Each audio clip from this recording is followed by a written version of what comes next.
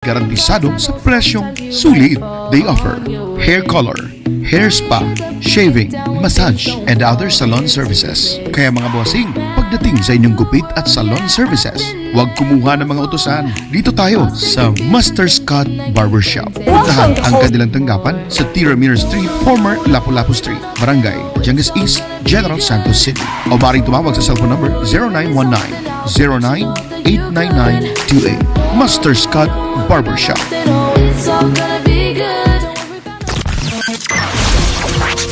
Gikan sa Tuna Capital of the Philippines, General Santos. Nagsibya sa gikusgon ni 5,000 watts. Kini ang sibyaanan sa RPN. RPN. Radio Philippines Network. Radio Philippines Network. DXDX 693 kHz. Ang inyong Radyo Ronda sa syudad sa mga kampiyon. Live to the world pinaagi sa FB page karon mag-download na pinaagi sa Google Play ug Apple Store, YouTube ug Twitter.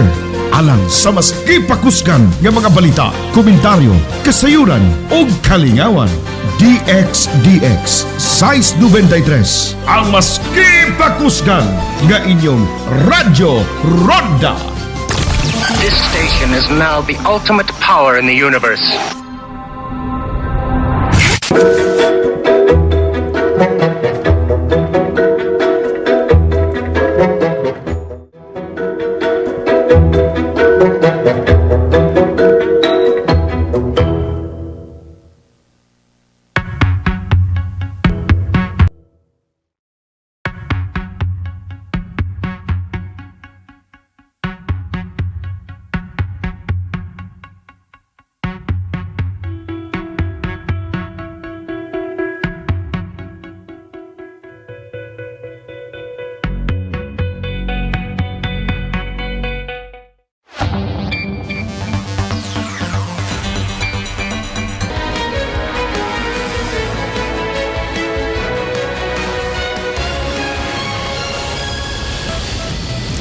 Good evening, I'm Pia Ontiveros. Welcome to Newsnight, where we go above and beyond the headlines. Tonight on the program, political moves unfolding by the day ahead of the deadline for the substitution of aspirants for the 2022 elections.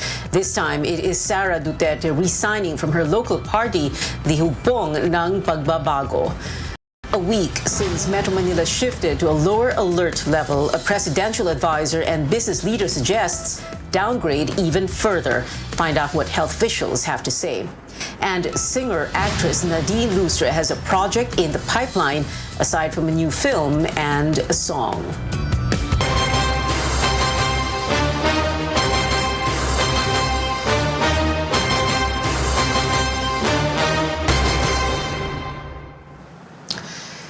Well, except for news that Sara Duterte quit her local party, the Hugpong ng Pagbabago, information is scarce about what the president's daughter's plans really are. But the country got a glimpse of how strange Philippine politics is with pictures from the wedding of Senator Bong Revilla's daughter in Silang, Cavite, where the Davao City Mayor, former Senator Bongbong Marcos, and Senator Bato de la Rosa are all principal sponsors. Now, another major move from the presidential daughter, Sara Duterte Carpio, resigning, like we said, from her local political party, the regional party Hugpong ng Pagbabago. Now, this comes days after she withdrew her re-election bid as mayor of Davao City and just days before the deadline for the substitution of aspirants in the 2022 elections. In a handwritten letter, Mayor Duterte stated, quote, "It is with profound sadness that I tender my resignation from our beloved party. My support will always be with you, and I will always be grateful for all the things you have taught me," unquote. The Secretary General of Hugpong, Anthony Del Rosario, confirmed this, saying they are saddened by her leaving, but wishes her the best in her future plans.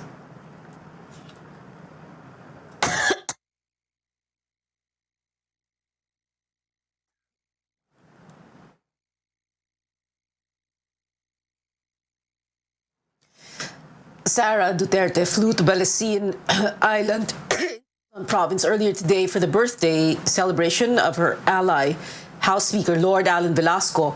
Balasin Island is a luxury resort exclusive to members. Social media was abuzz that Duterte will meet with former President Gloria Macapagal Arroyo and other lawmakers so that she can join the Lakas CMD political party amid speculation that she will file as the substitute candidate in a national post. Arroyo's team has denied there is a scheduled meeting in Balesin. Another ally representative, Joey Salceda, says Mayor Duterte is likely to be Lakas CMD's standard bearer.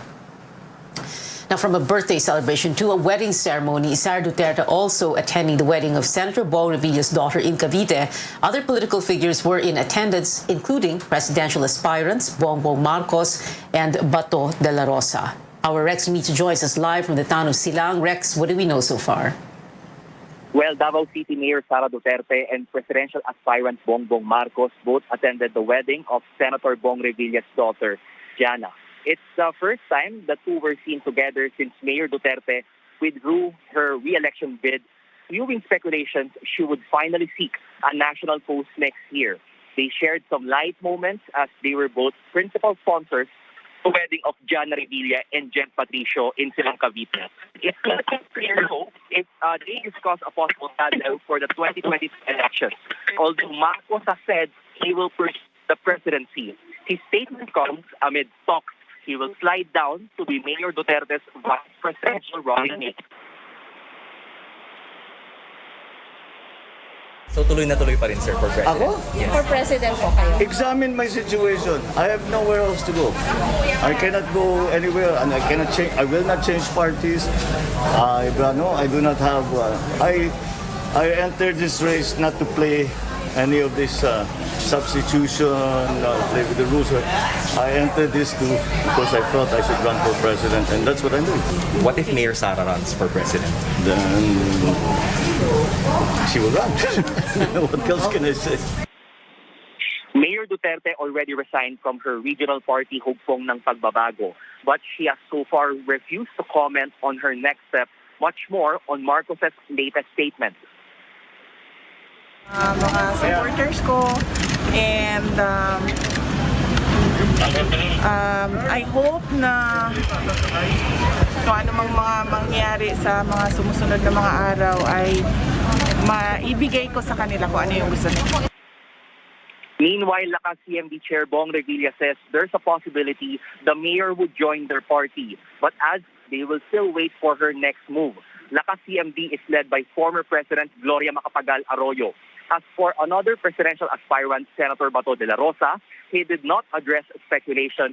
He will withdraw his certificate of candidacy as a standard bearer of the ruling PDP Laban Party. He says he will also wait for Mayor Duterte's next announcement and President Duterte's orders, saying he's a good soldier. But de la Rosa says he still prefers Mayor Duterte to run for president. He believes the presidential daughter is the most winnable among all presidential hopefuls. Now, both Mayor Duterte and Marcos have left the venue right after the wedding. They will no longer attend the reception. So up to this moment, we're still trying to know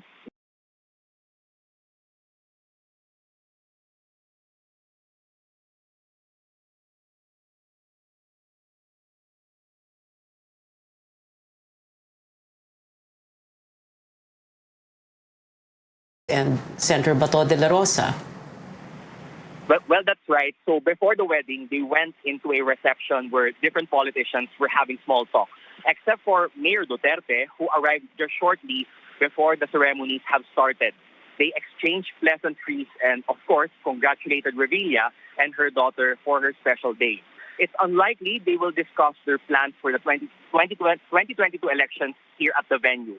They will no longer join the reception that other politicians will attend. What we know so far is that Marcos is not backing down from the presidential race, and Duterte has yet to reveal her next move. It's still unclear if it's going to be a Marcos Duterte or a Duterte Marcos. Back to you. Rex Remito there, reporting from Silang, Cavite. Well, Senator Bongo denies he will withdraw from the vice presidential race. Go says he has been a vice presidential aspirant under the ruling party PDP Laban for the last 40 days. But when asked about his plans, Go says the public should just wait for what's next in the coming days. The senator earlier hinted at possible changes in his bid. On Tuesday, Go was present in Malacanang when President Rodrigo Duterte met with Senator Manny Pacquiao, who is aspiring to be president. Also, the meeting happened months after their public word war amid tensions within their political party. Malacanang says it has no idea how the renewal of friendship between the two will affect the presidential run of the boxing icon. When pressed for more details, spokesperson Harry Roque said he was not privy to the details of the meeting other than what were relayed to him. Sa ngayon po, it was a friendly meeting. It was a reunion of sorts between two leaders from Mindanao.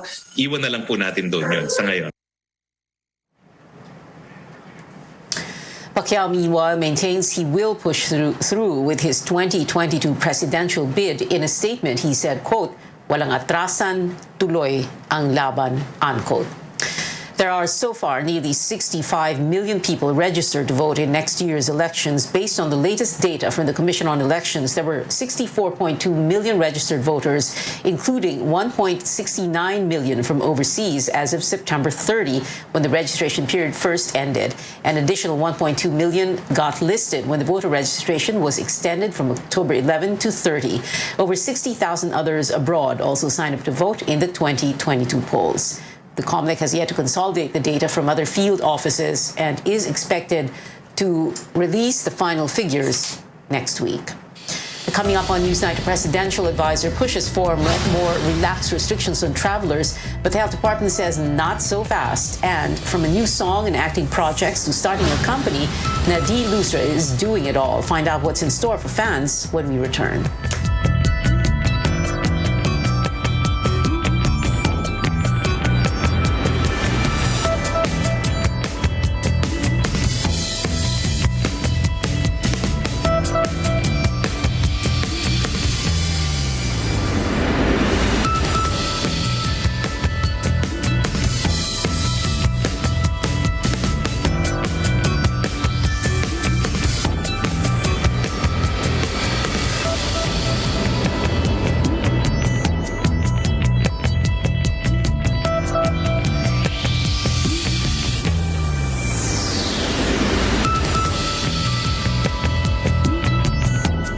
Love is all about time. Di minamadali ang pagpapasarap. Like the love in every Pure Foods ready-to-eat. Slow-cooked and ready in 8 minutes. Para may time ka sa mga mahal mo. Because love takes time. Kabilang ba kayo sa mga Pilipino na nahihirapan sa mga transaksyon dahil wala o kulang ang mga valid IDs? Huwag nang mag-alala dahil narito na po ang PhilSys, ang identification system ng bawat Pilipino. Para sa Step 1 registration, pumunta lang sa register.philsys.gov.ph para makapag-register sa PhilSys online. Ito ang PhilSys, ID natin to. Friends, try nyo to. Vet-approved Nutri-Chunks in lamb flavor. With active boost and prebiotics na pampalisto. Made with real lamb goodness. With essential nutrients to help keep them strong, healthy and happy. Listo, ganado sa Nutri-Chunks. The home is where your heart is. Because of this pandemic, it's not only where your heart is, it's where your family is, it's where your work is. The home has become sort of a unifying element in your life wherein everything begins at home. We've had so many silver linings with this pandemic, and we realize that it's really important that you now prioritize your home, always fill it up with love and happiness, and continuously have new memories in spite of the pandemic.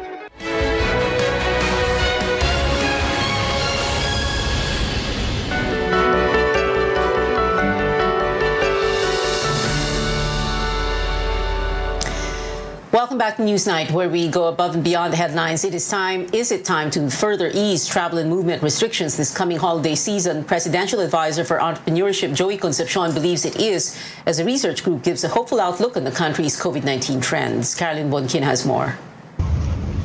As restrictions in many provinces ease, independent research group Octa sees a Merry Christmas. Octa says the trend continues to go down, and the COVID situation in Metro Manila is now better even when compared to where it was in November last year. We are at the point where we might reach a plateauing sometime soon, or the cases might decrease further because of the continued vaccination rollout. The decrease may have slowed down a little bit. Ang COVID-19 nandito pa, nakakahawa siya, nakakamatay siya. Itong mga trends na to ay hindi permanente. Kung magpapabaya tayo, kung di tayo mag-iingat, maaaring mag-reverse itong mga trends na to at tumaas ang mga kaso. If the situation continues to improve, the private sector hopes for a further de-escalation of the alert level. By December, at least December 1, we should move towards alert level 1. If, as Professor Guido has presented, cases will continue to go down and hopefully we continue to maintain it where it is. For Presidential Advisor for Entrepreneurship Joey Concepcion, there's no time to waste. Government and the private sector should take advantage of this lull in COVID spikes to vaccinate more people in the provinces. He says there would be less to worry about if more people are fully vaccinated in case of another surge. When we say, okay, cases are going up to 1,000, 2,000, let's lock down. Let's hold back.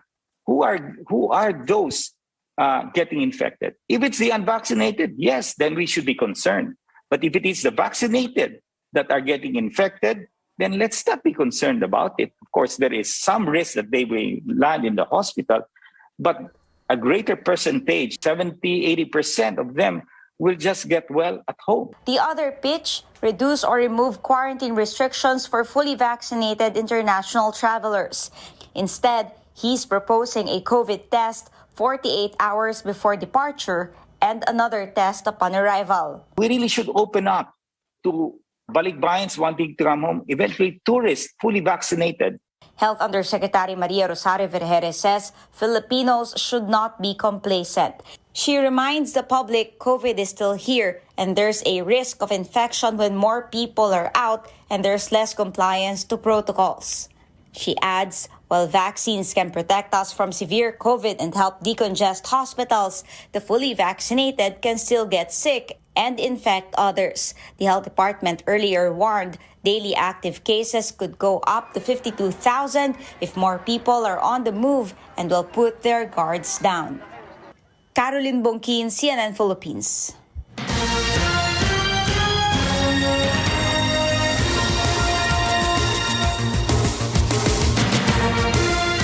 This just in some breaking news. Mayor Sara Duterte has taken her oath as a member of the Lakas CMD. Now, that oath taking happened at the wedding reception of Senator Bong Revilla's daughter in Silang, Cavite, at his home there. A press release from the office of Majority Leader, House Majority Leader Martin Romualdez came out just a few minutes ago confirming that Mayor Sara Duterte has taken her oath before him. Now, just about an hour or two ago, we got news that Sara Duterte had tendered a resignation from her local party, the regional party, the Hugpong ng Pagbabago, and now she has joined the Lakas CMD. This is the political party of former President Gloria Arroyo, who was also Pampanga Congresswoman, and also House Speaker. If you remember, it was Sara Duterte's moves that was enabled Gloria Arroyo to take over as Speaker of the House of Representatives just after, unseating then Pantaleon Bebot Alvarez. But anyway, Lakas CMD also is the political party of former President Fidel V. Ramos. This was his political vehicle in 1992 when he ran for president. Because he had broken away from the LDP at that time in 1992. It was Ramon Monching Mitra who was the administration standard bearer, and FVR had lost that vote in the LDP, so he broke away and formed the Lakas, and that is the party that Sara Duterte is joining now. So there is that news, makes things a bit clearer now that Sara Duterte is with the Lakas CMD. At the moment, there's a lot of speculation that she might be running for president with the Lakas CMD. Congressman Joey Salcedo of Albay, an ally of hers, had said yesterday that she is sure to run for president, and VP, the option to run for VP was not on the table for her. And Joey Salcedo also saying yesterday that she would be running with the Lakas CMD and not with the PDP Laban, which is her father's political party, the party of President Duterte. So we have that bit of news. Sara Duterte, like we said, taking her oath as a member of the Lakas CMD. Now let's move on.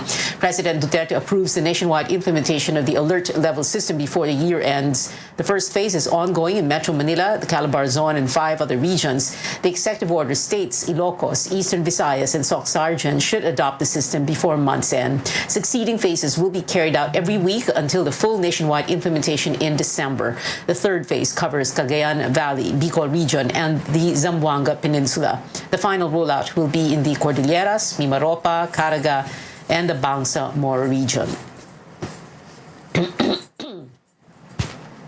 In the meantime, the Interagency Task Force meets to discuss the face shield mandate and quarantine protocols for incoming passengers. Some local chief executives earlier eased rules on the use of face shields, but the health department asked them to wait for the IATF's final decision. Task Force spokesperson Harry Roque says an announcement on the policies may be out tomorrow when he gets a hard copy of the resolution. Labor and employer groups raised concerns about the government's seeming approval of requiring vaccination for employment after President Duterte earlier said it was legal. The groups fear this could turn into an additional burden for job seekers. Tristan Adalo reports.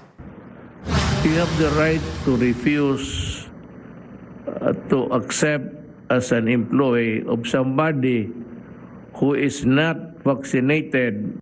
A labor group says President Rodrigo Duterte's stand on allowing employers to refuse the hiring of unvaccinated people could put workers at a disadvantage. Nangangamba kami dahil sa kanya mismo nanggaling ganyang polisiya, baka gayahin ng maraming mga kumpanya. A group of employers admits mechanisms are inadequate to monitor the no vaccine, no hire policy on the ground. Yung mga nag-a-apply, pagka gusto mo, ayaw mo siya tanggapin dahil hindi siya vaccinated, wala namang magagawa yung nagtatrabaho. Hindi mo kailangan sa visa kami yun eh. But actually, we don't encourage naman, no? Considering na marami naman doon sa nag-a-apply, hindi naman vaccinated, not to the fault of theirs. Job seeker Edwin Rabanya says he is fully vaccinated against COVID-19. Jamson One, another job seeker, also makes sure she's ready in case vaccination will become an employment requirement. Opo, kailangan po eh. Kaya kami sumusunod lang din po. Yung vaccine po, ayun po lahat hinahanap kahit saan ka pumunta. Okay na din yung yung ibang employer na nag-aano ng fully vaccinated para na rin po sa kapakanan ng bawat empleyado po. The Interagency Task Force is set to come up with a resolution clarifying the no vaccine, no hire policy. Ang ating mga private sector employers ay syempre pangangalagaan din po nila yung kanilang mga existing workers who are already vaccinated. But for Justice Secretary Menardo Guevara, the law is clear that vaccination cannot be a mandatory requirement for employment. Labor and employers group advised the government have enough vaccines first before mandating vaccination among job applicants. They also say that there is a need to make sure that local government units have enough vaccine supply to cater to the demands of workers. They also say that vaccine hesitancy is no longer the problem, but it all boils down to equal access. Tristan Odalo, CNN Philippines. A House panel gives the go signal on a measure seeking to suspend and reduce excise taxes on fuel products. The unnumbered substitute bill halts the higher excise tax on diesel, kerosene, and cooking gas and reduces the tax on low-octane gasoline for tricycles. The measure proposes a 6-month suspension. The excise tax on premium gasoline, meanwhile, will stay. House Ways and Means Committee Chairman Joey Salcedo says taxes will be restored once fuel prices normalize. Salcedo adds the House will prioritize the bill's passage, aiming to turn it over to the Senate before the month ends. Now, the Philippines vowed to step up the fight against climate change at the United Nations COP26, among the promises saving our forests in the next decade. But where is the country now in curbing deforestation? Paige Javier takes a look in this special report. Forests are vital in a tropical country like the Philippines. They provide us with resources and protect us against the impacts of climate change. But our forests are dwindling. Data from the Environment Department shows forest cover has not grown past the average 7 million hectares in recent years. About 154,000 hectares have been lost since 2003. That's about the size of Catanduanes. At the United Nations Climate Summit, or COP26, the Philippines joined the pledge to end deforestation by 2030. But environmental groups say government needs to walk the talk. So now that there's attention on deforestation, hopefully this translates into something more real when it comes to enforcement and management. The country does have forest protection laws, but advocates flag the gaps in their implementation. We do have enough forest protection and laws. The problem is really the enforcement. And so better enforcement of the law would help end deforestation. The government launched the National Greening Program, or NGP, in 2011. A massive reforestation project designed to plant 1.5 billion trees in 1.5 million hectares in 6 years. The 2019 Commission on Audit report said the growth was marginal. From 2010 to 2015, forest cover increased by 177,000 hectares, way below the target. Groups also questioned the low survival rate of the new trees. If you use indigenous species, obviously the survival of the tree will be much better. It will be much better suited to sustain strong winds from storms. Saving our forests does not stop with planting trees. We must build a culture of conservation. One example lies about 52 kilometers east of Metro Manila. The Masungi Georeserve is a globally recognized geotourism hub in Rizal, a product of decades' worth of private sector-led conservation work.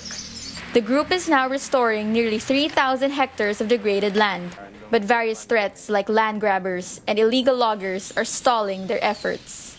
It matters that government takes the helm, takes the lead, because enforcement is heavily reliant on them. Even up to now, we're fending for ourselves.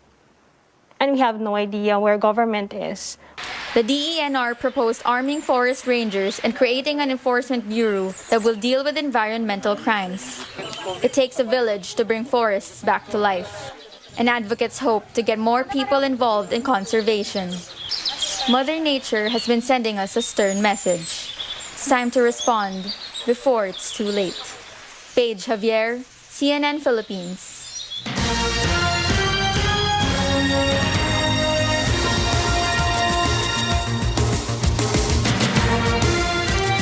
Now, this breaking news just in Malacanang has announced the appointment of one more commissioner for the Commission on Elections.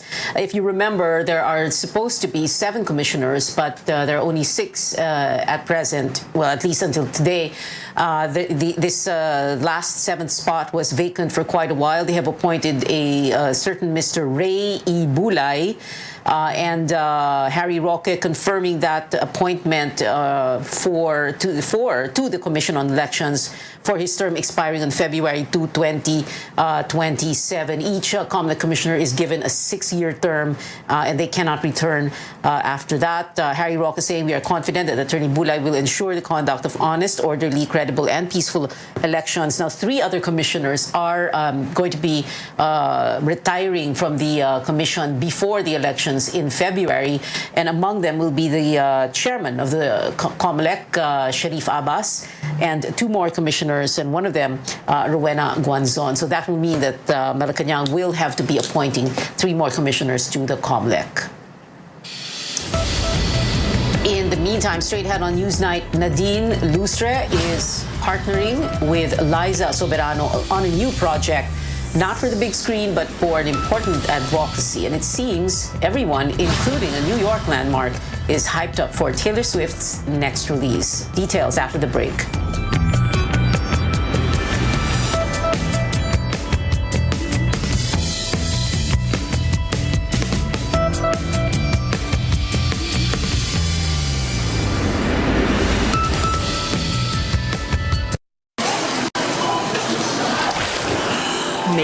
splash at mealtime with Pure Foods Seafood Delights. 100% real seafood goodness. Ready to serve in minutes. Pure Foods Seafood Delights. Eat so easy. San Miguel Flavored Beer! Game! Ang magmahal sa kaaway, mas matamis ang buhay. Make life sweet with San Miguel Flavored Beer with the deliciously refreshing flavors of apple, lychee, and lemon with just the right beer buzz. Bili na sa suking tindahan.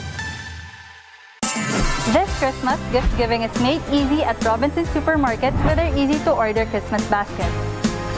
Here in Robinsons Supermarket, our customers can choose from pre-made, vendor exclusives, a basket for World Vision, and fruit baskets. We also have dessert and platters, which are available in select Robinsons Supermarket branches.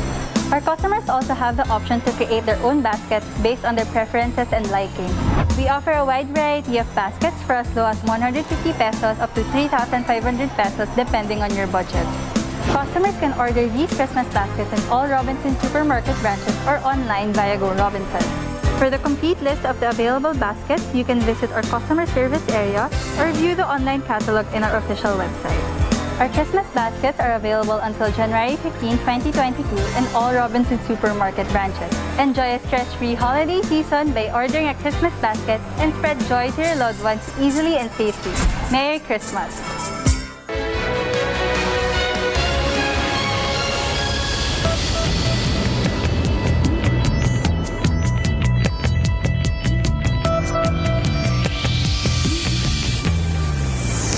Welcome back to CNN Philippines. Triple threat Nadine Lustre is bearing even more projects, not just for her fans, but also for those in need of mental health services. The singer-actress is keeping busy with her recent release, pop single, Wait For Me.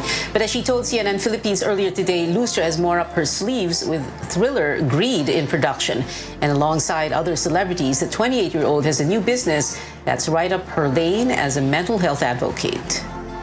Something that I haven't really done before. Very interesting script story. Well, the title is Greed. So it's a thriller film. It's that kind of film that will make you think afterwards. You know, it the kind of film that kind of lives rent-free in your head after watching it, and you kind of just want to watch it again. So I'm working on this company called Mind You. It's with Yasi Pressman and Liza Soberano. It's a platform that will make,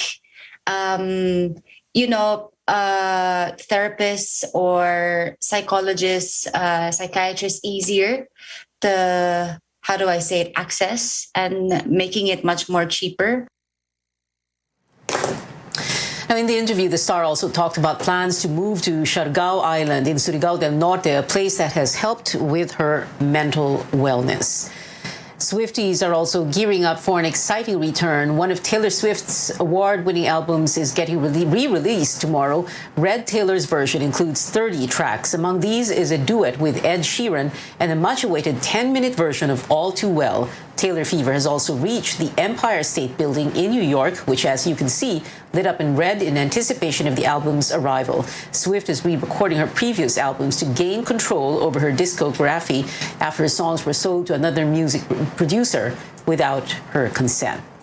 It is 44 days before Christmas, and that is it for tonight. Join me again on News.ph at 7 p.m. I'm Pia Ontiveros for Newsnight, where we go above and beyond the headlines.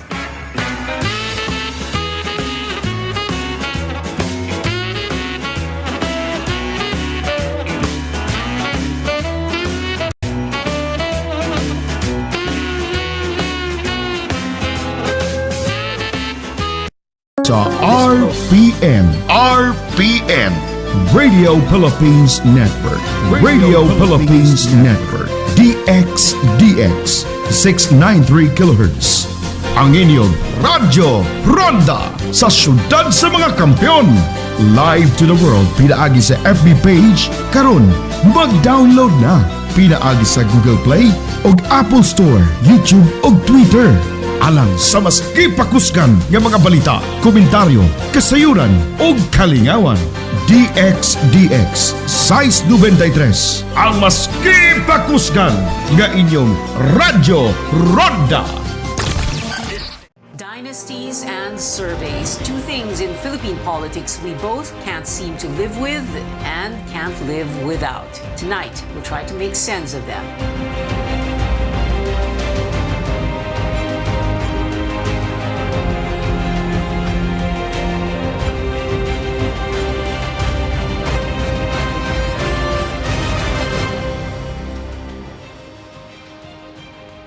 Good evening. I'm Pia Ontiveros. Welcome to your weekly political appointment fix, politics as usual.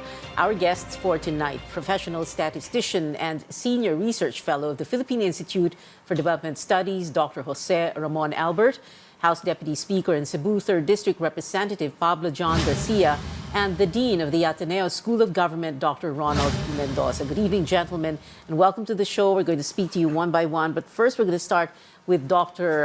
Jose Ramon Toots Albert. And the question here, the big question tonight is how reliable are surveys? Dr. Albert, of course, one of the country's, like we said, top statisticians, a former Benedictine monk, and a cancer survivor. Dr. Albert, I first listened to you, a talk of yours in the Jaime Ongpin annual memorial lecture about a week or so ago, and I thought it was a very definitive guide to surveys. Although it was a 1.5 hour, close to 2 hour talk, we're going to attempt to squeeze all that down to 8 minutes tonight. So we'll talk about surveys for elections. So let's begin with this, Dr. Albert. What kind of survey should we be wary of? What kind of survey should we be scared of, and why? Well, let me just say that the ones that you should trust are probability surveys. There are other surveys that are being conducted that try to give a picture of just the respondents, but they do not necessarily represent the entire country.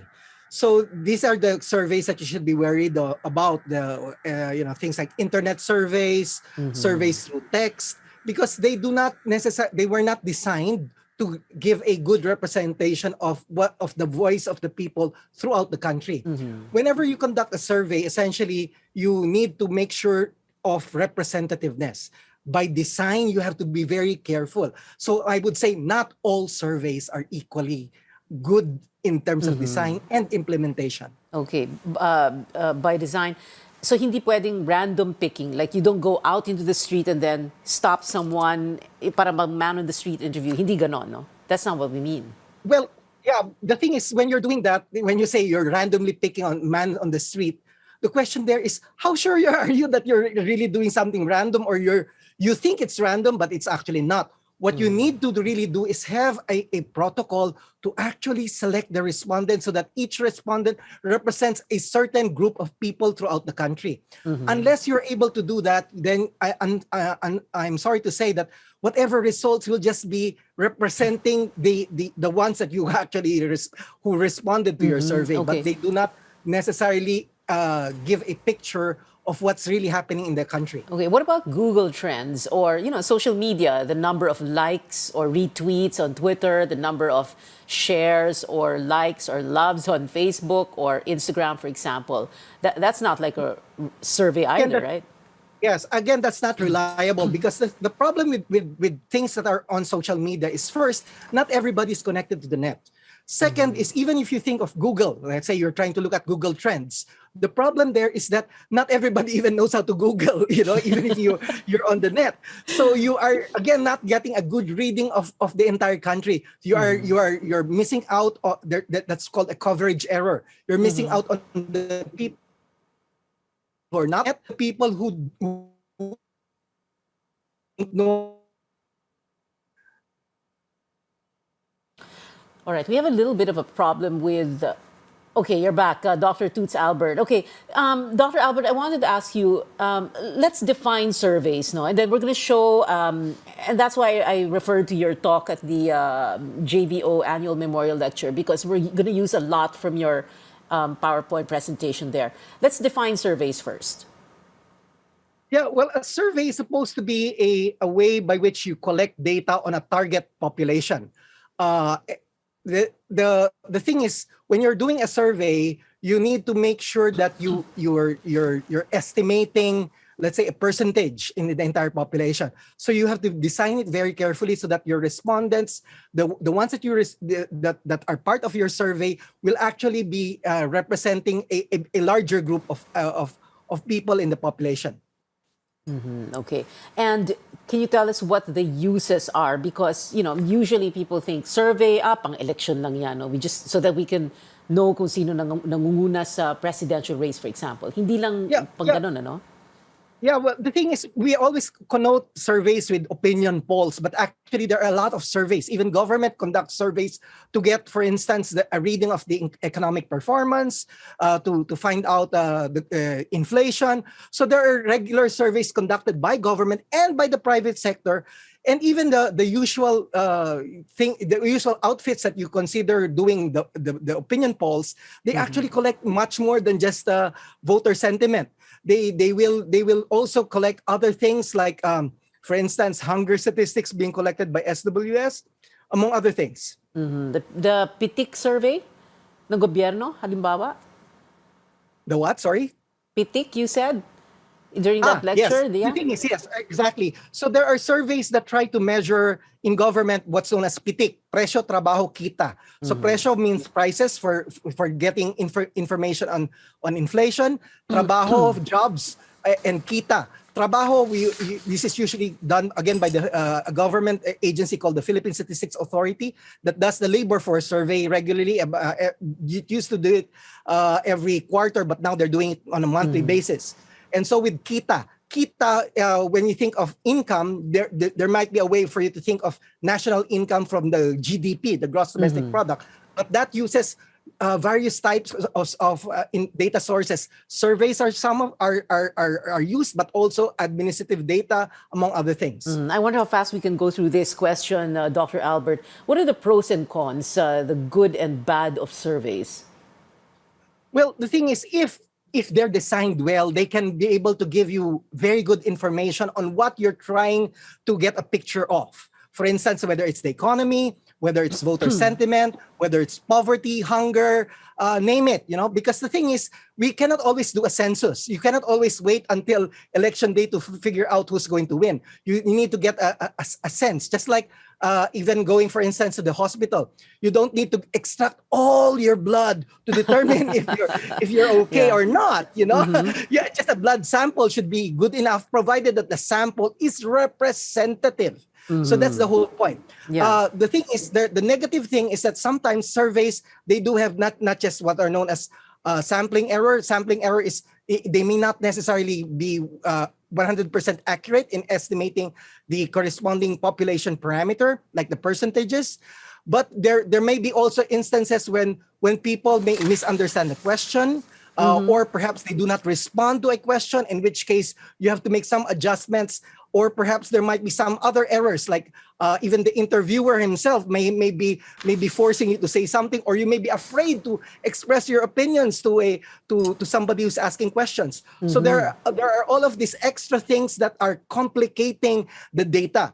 But by and large, if you have a survey outfit that's actually designed its survey well and implemented its survey well, and of course is transparent in case there might be some funding sources because it has costs, So you need to also make sure that you have to, there should be full transparency from these survey outfits. And of course, Dr. Toots, that joke about not having all your blood extracted on just the sample, that refers to one of your statements that we should trust surveys that have like 2,000 or 1,200 respondents, like SWS and Pulse Asia, because they represent, because they do represent something. So mali din pala ang sinasabi ng mga politiko na the only opinion poll that matters is the one on election day. Now, I had so many more questions, but however, Dr. Albert, I just wanted to ask you this na lang. We've heard of all these opinion polling firms here in the Philippines, and you made a listing of them. Can we go very quickly through them? And tell us why it's important for us to know which of these firms are, and who are the credible ones. Well, the thing is, for me, the point here is you have to look at track record. It's always easy to have new survey outfits come out, and I wouldn't trust them immediately unless they try to show. I mean, it's a question of trust. nobody just, it would be foolish for us to just trust. You have to be skeptical of any surveys and survey outfits unless they have built their track records.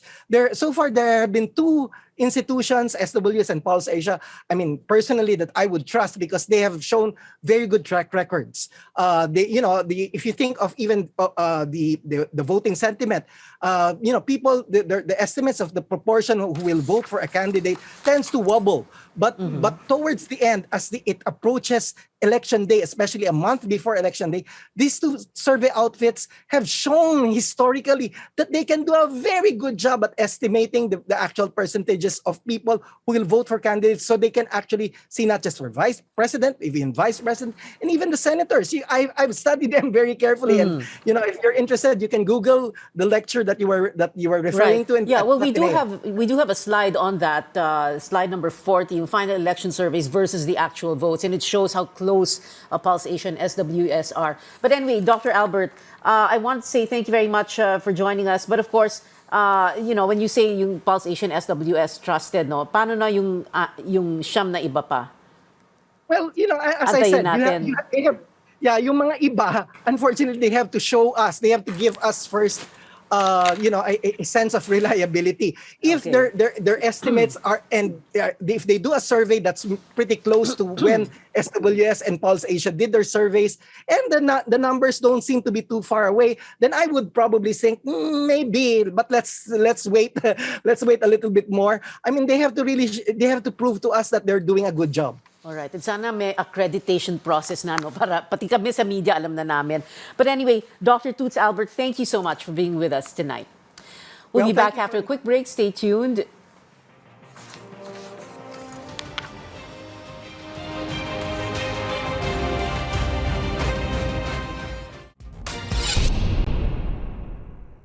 You're watching The Source on CNN Philippines. I'm Pinky Webb. Our guest today, senatorial aspirant and former Defense Secretary Gibo Teodoro. Sir, so I understand, of course, your track of mind right now is obviously to pursue your senatorial bid. But I just want to ask, who are you inclined to support as president and vice president?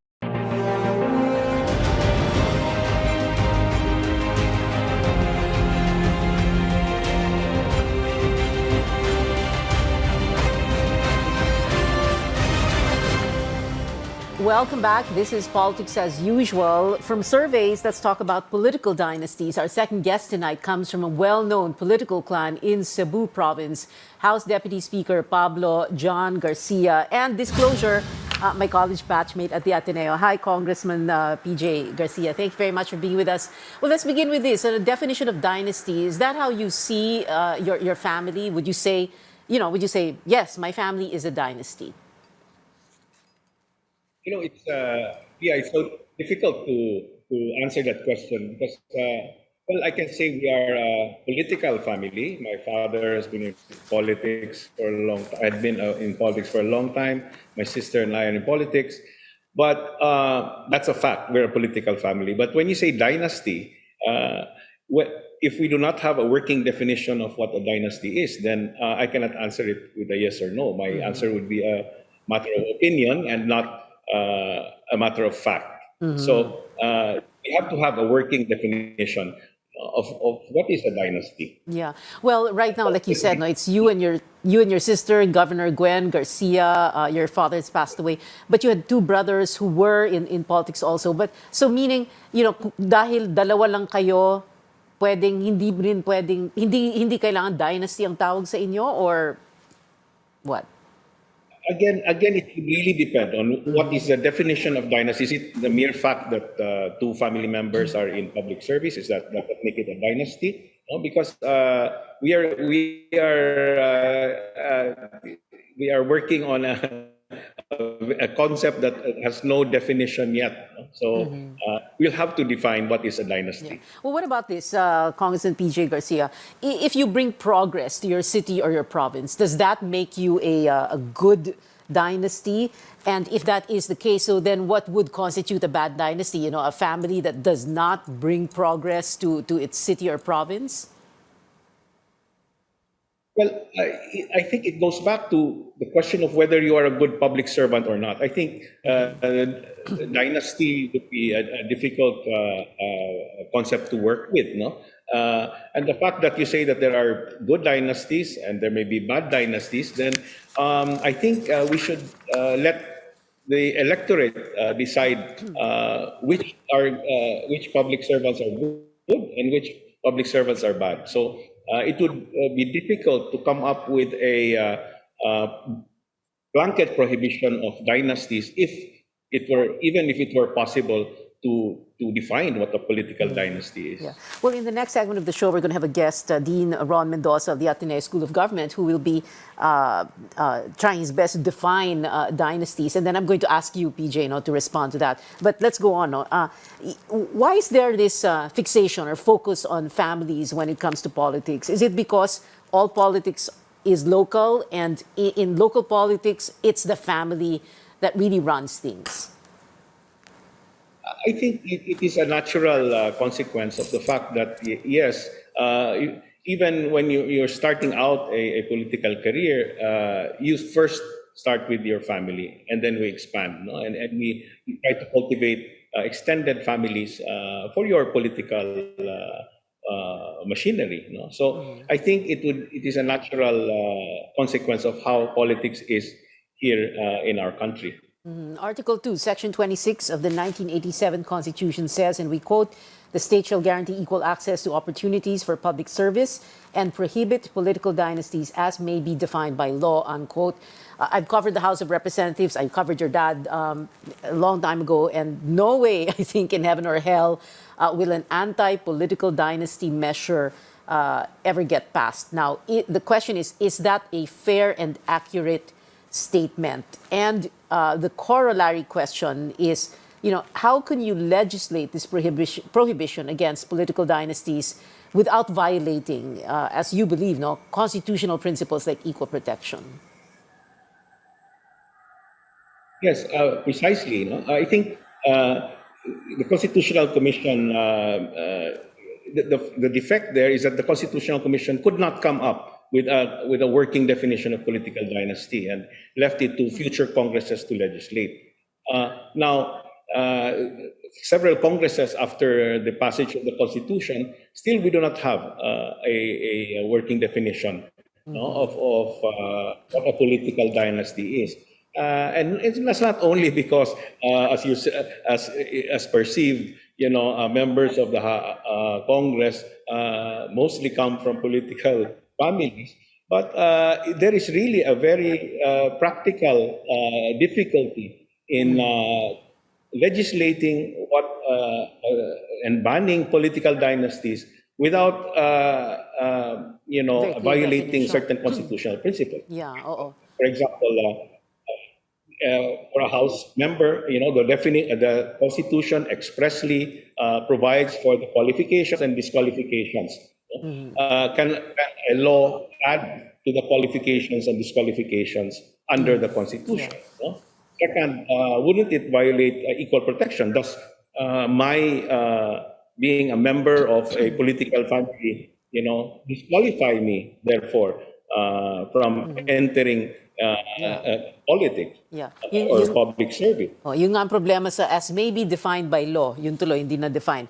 So, itong, the question, like you said, and like we all have noticed, and I did my own counting for every Congress. I would count the number of representatives who are members of political families, and easily 2/3, 3/4 at most ang miyembro ng political family. So can we really do away with political families? And I have a feeling, just by the look on your face, you're going to say no. But also, I wanted to ask, and pahabol na ito, because today, just today, Sara Duterte withdrew her certificate of candidacy, COC for re-election as city mayor of Davao. And of course, there's a lot of speculation about that. She's going to go for higher office. Is it going to be BBM Sara BBM? And then, therefore, the question here is the Garcias of Cebu, the political family, the Garcia political family of Cebu, or Garcia political dynasty of Cebu, where are you going to be placing your bets for 2022? Well, as Secretary General of our local party, One Cebu, we have already come up with a statement that we will decide on national alliances and our national candidates well after the November 15 deadline for substitution. No? Because as you can see, for practical purposes, we can see that the situation is very fluid. We don't know eventually who will be the candidates and who will be withdrawing and who will be substituting. So, for practical purposes, our local party will have to wait until the deadline for the substitution, which is on November 15. Right, Congressman PJ Garcia of Cebu, thank you very much for joining us. And like I said, please stay till the end of the show. More from our guests when we return. This is Politics as Usual.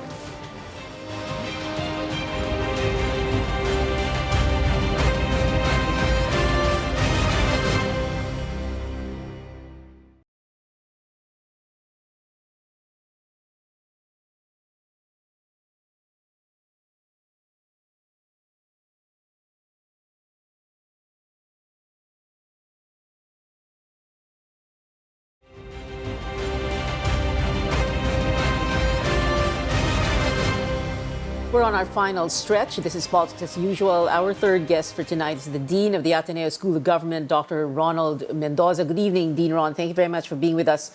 Is there such a thing as a good dynasty and a bad dynasty?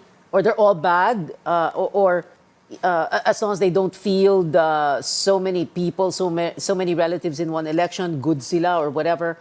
At the same time, and we're going to be showing slides from your own PowerPoint presentation about dynasties. Talk to us about this definition that you want to present, no? Fat dynasties and thin dynasties. Sorry, ang daming tanong in one question. Where to start? First of all, thank you very much, Pia, for the kind invitation. And permit me to speak in Taglish, so hopefully to communicate better to our people.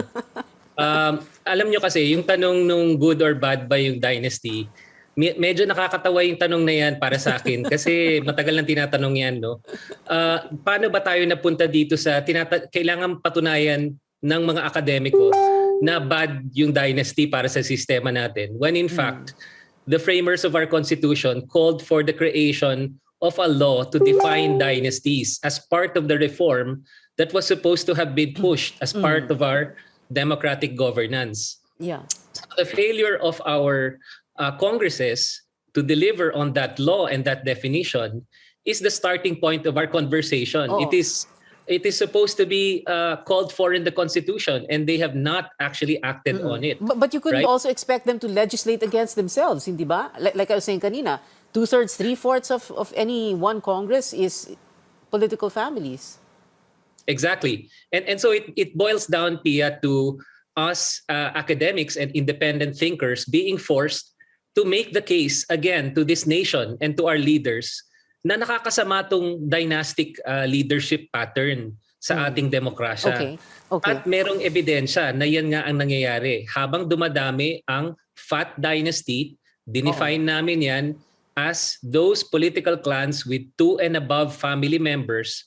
Pagka yan ang definition at nakikita natin yan sa iba-ibang parte ng bansa, humihirap yung lugar at nawawalan ng development push, nagkakaroon ng greater poverty and underdevelopment, particularly if you are outside of Metro Manila. Yan Sa mga liblib na lugar. Empirical findings. Yung Fat Dynasty, And of course, Dean Ron, yung Fat Dynasty, yung tinatawag na nga ninyo, and we have a slide, your slide to show that, no? Sabay-sabay.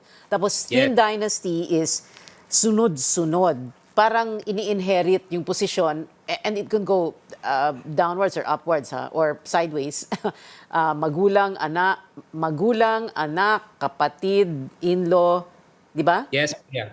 Yes, and in fact pareho lang ini-inherit. Magkaiba lang dahil yung sunod-sunod may konti pang delikadesa kasi ayaw nilang tumakbo ng sabay-sabay. So ang ginagawa nila orderly, nagsusunod-sunod lang sila, si lolo, si anak, si apo, hindi sila nagsasabay-sabay. Ngayon, sa ibang lugar, sabay-sabay na yung magkapatid, mag-ama, mag-ina, mag-asawa. Nagkakaroon tuloy ng Fat Dynasty, and that is the definition and pattern that is most associated with poverty and underdevelopment. Talagang pag nagsabay-sabay, nagkakaroon ng weaker checks and balances ang local government at nagkakaroon ng impunity, corruption, even violence, and definitely underdevelopment ang nangyayari. Dean, Ron, you have this table, no? Fat Dynasty percentage of total officials in province 2019. And the number one province here is Maguindanao, 50.54%, ranked 1. Yes, and it's important to point out na hindi lang nasa South yan. Meron din tayo mga Fat Dynasty sa North at sa Visayas. Well, Ilocos Norte is here, ranked 10. Cavite, ranked 14. La Union, ranked 17. Yes. Maraming halimbawa, Pia, at nakikita natin that it has nothing to do with the Muslim South or that particular characteristic. In fact, meron ding mga halimbawa sa North, sa Visayas. Basta nagkaroon ng sabay-sabay na panunungkulan, napakahirap ng isipin na magkakaroon ng accountability. Una, kasi wala nang checks and balances. Magkakasabay na kayo makapangyarihan eh. Sino pa magsusuheto sa inyo kung mali yung ginagawa ninyo? So usually yung mga Fat Dynasty associated with corruption and impunity and underdevelopment. Yan ang nakikitang pattern. Pangalawa, pagka hindi na pinagpipilian natin, dapat sana yung matino at mahusay, pero ang pinagpipilian na lang, iilang pamilya. So napakahirap isipin na pumipili pa tayo ng mahusay at matinong pinuno who are capable of responding to the challenges, the deep challenges that we are facing as a nation, particularly now in a pandemic situation. Dapat sana yung pinakamahusay, pinakamatino, pinakamay kakayahan, pinakamay integridad, pero hindi yan ang paraan natin ng pagpili. Ang pagpili natin, yung mga makapangyarihang pamilya, sila ang nagpipilian kung sino sa kanila tatakbo. Pero meron din namang mahusay sa mga political families. But also, you know what? Ubus na oras natin. So ang pattern natin, mag-OT na naman tayo. And I wanted to ask PJ, and I asked him to stay pa naman to the end of the show. PJ, you want to say something? Pero 10 seconds.